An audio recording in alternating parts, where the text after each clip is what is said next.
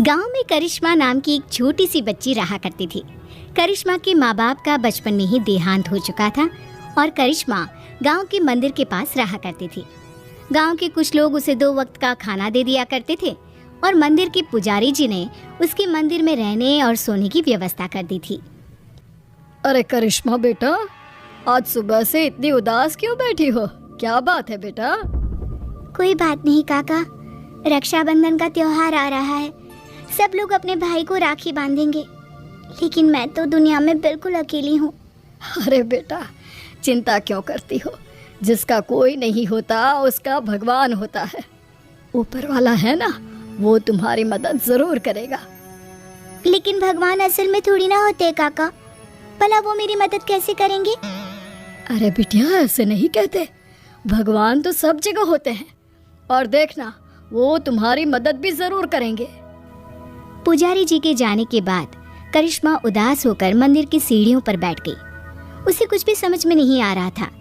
तभी कुछ देर बाद मंदिर में एक साधु आते हैं।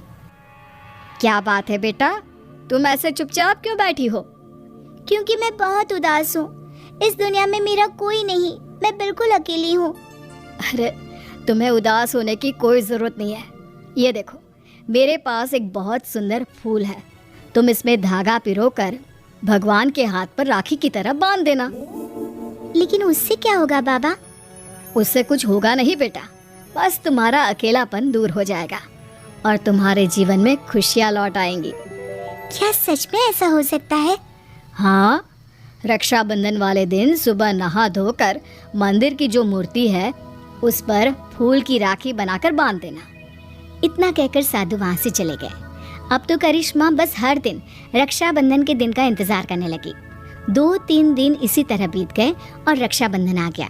करिश्मा सुबह सुबह नहाकर उस फूल में धागा पिरोकर भगवान के मंदिर पहुंची और उसने वो राखी भगवान की मूर्ति को बांधी। ठीक उसी वक्त वहां पर करिश्मा से कुछ साल बड़ा एक लड़का आया और उसने अपना नाम किशन बताया। अरे करिश्मा, तुम्हारी राखी तो बहुत सुंदर है। क्या ऐसी राखी तुम मेरी कलाई पर भी बांध सकती हो? वो क्या है ना, मेरी कोई बहन नहीं है। लेकिन ये राखी में जो फूल लगा हुआ है वो मुझे किसी साधु बाबा ने दिया था और मेरे पास दूसरा कोई फूल नहीं है। लेकिन मुझे तो तुम्हारे हाथ की बनी हुई राखी ही चाहिए, कहीं से भी लेकर आओ। अब मैं क्या करूं? भगवान ने बड़ी मुश्किल से मेरे जीवन में किसी को भेजा है।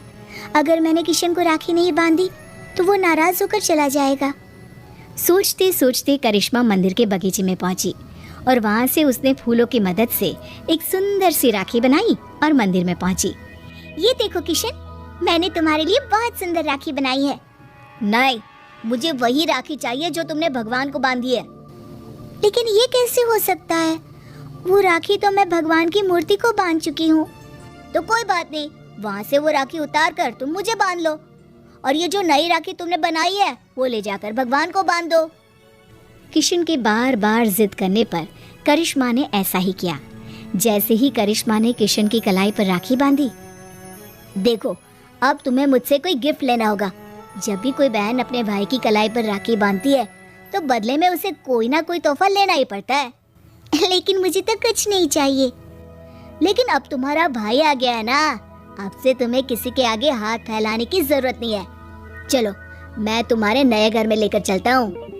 करिश्मा किशन के पीछे पीछे चल दी। कुछ ही दूरी पर एक बहुत सुंदर सा छोटा सा घर बना हुआ था। देखो करिश्मा, आज से ये तुम्हारा घर है। ये समझ लो कि तुम्हारे भाई ने तुम्हें रक्षाबंधन का तोहफा दिया है। ये घर तो बहुत सुंदर है, मैं यहाँ पर रह सकती हूँ? हाँ हाँ, बिल्कुल रह सकती हो। इतना कहकर किशन वहाँ से चला जाता है और करिश्मा अपने घर में रहने लगती है। उस घर में खाने पीने की सारी चीजें थी। करिश्मा बहुत खुश थी और गांव के लोग भी खुश थे। करिश्मा को रहने के लिए एक जगह जो मिल गई। कुछ दिनों के बाद किशन करिश्मा के घर आता है। देखो करिश्मा, ये तो जादू हो गया।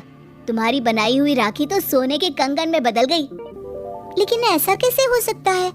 मैंने जो राखी बांधी थी वो तो एक साधारण सा फूल था। नहीं करिश्मा, वो कोई साधारण फूल नहीं था। अगर ऐसा होता तो वो सोने का कंगन नहीं बन जाता। लगता है ये साधु बाबा का ही जादू है। उन्होंने ही मुझे वो जादुई राखी दी थी। लेकिन मैं सोने के कंगन का क्या करूँगा? तुम इसे अपने पास रख लो, ये मेरे किसी काम का नहीं। किशन वो सोने का कंगन करिश्मा को देकर वापस चला जाता है। करिश्मा सोच में पड़ जाती है कि आखिर वो सोने के कंगन का क्या करे। तभी उसके दिमाग में एक तरकीब सूझती है। करिश्मा सोने की कंगन को बेचकर पैसे ले आती है और उन पैसों से उसने राखी बनाने का सामान खरीद लिया। इस तरह उसने अपनी एक राखी की दुकान खोली। अरे वाह करिश्मा, तुम्हारी राखी तो बहुत सुंदर है। सारी राखियां मैं खुद अपने हाथ से बनाती हूँ और ये ज्यादा महंगी भी नहीं है। हाँ, ये बात तो बिल्कुल सच है। तुम्हारी राखी बहुत सस्ती और सुंदर है। सही कह रहे हो भाई। करिश्मा की बनाई हुई राखियां इतनी खूबसूरत होती है कि हम जिसे भी देते हैं वो खुश हो जाते हैं। अब दूर दूर से लोग करिश्मा की बनाई हुई राखियां खरीदने आने लगे और करिश्मा की राखियों की दुकान बहुत अच्छी चल पड़ी। एक दिन फिर से किशन लौट कर आता है। करिश्मा, मैं तुम्हें एक बात बताना चाहता था। हाँ बताओ ना भैया, क्या बात है? देखो करिश्मा, मैं उन साधु बाबा का ही एक शिष्य हूँ और उन्होंने ही मुझे तुम्हारे पास भेजा था। वो तुम्हारे बारे में जानना चाहते थे कि तुम कितनी ईमानदार हो, इसीलिए वो सोने का कंगन मैंने तुम्हें दिया था और तुमने उस सोने के कंगन का उपयोग एक अच्छे काम में किया है। इसलिए साधु बाबा और मैं, हम दोनों ही तुमसे बहुत खुश हैं और हम दोनों का आशीर्वाद तुम्हारे साथ है। अब आने वाले जीवन में तुम्हें किसी भी प्रकार की परेशानी का सामना नहीं करना पड़ेगा। किशन भैया, तुम्हारे जैसा भाई और साधु बाबा जैसे गुरु पाकर मेरा तो जीवन ही सफल हो गया। मेरी मदद करने के लिए बहुत बहुत धन्यवाद। आपकी दी हुई जादुई राखी ने सच में मेरा जीवन बदल दिया।